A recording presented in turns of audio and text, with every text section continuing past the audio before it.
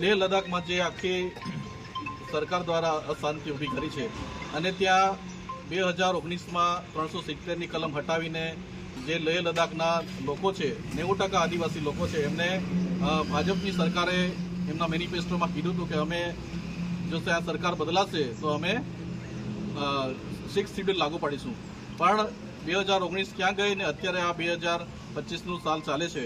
આટલા વર્ષોમાં પણ ત્યાંના લોકો ગાંધી ચિંધ્યા માર્ગે આંદોલન કરી રહ્યા છે, તો પણ એ લોકો 6 શેડ્યુલ લાગુ પાડતા નથી. એના માટે સોનમ વાંગચુએ ત્યાં ઘણીવાર ઉપવાસ કર્યા અને લેહથી દિલ્હી સુધી એમણે ચાલતા પદયાત્રા પણ કરી.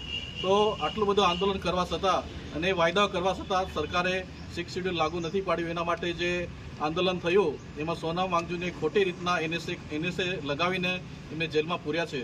તો અમારે આદિવાસી સમાજ આખા દેશનો ભારત દેશના આદિવાસી સમાજ આજે ભેગો થઈને 18 સ્ટેટમાં દરેક તાલુકા અને જિલ્લામાં આવેદનપત્ર આપીને રાષ્ટ્રપતિને વિનંતી કરે છે કે સોનમ વાંગચુકને જેમ બને તેમ જલ્દી રિહા કરો. કેમ કે જે માણસ ગાંધી ચિંધ્યા માર્ગે આંદોલન કરતો હોય એ લોકોને તમે દેશદ્રોહની કલમ લગાવીને જેલમાં પૂરો એ તદંતર ખોટું છે. અને જો તમે રિહા નહીં કરો તો દેશમાં આખા દેશમાં ભવિષ્યમાં બહુ મોટા આંદોલન થશે અને બહુ મોટા ગાંધી ચિંધ્યા માર્ગે આંદોલનો થશે અને આદિવાસી સમાજ ઊભો થઈને એમના માટે સોનમ વાંગચુક માટે ખૂબ લડત કરશે. અને ખાસ કે જે આદિવાસી સમાજની જમીનો છે લેહ લદ્દાખમાં એમની ઉદ્યોગપતિઓની નજર છે, એના માટે એ લોકો 6 શેડ્યુલ લાગુ નથી પાડતા.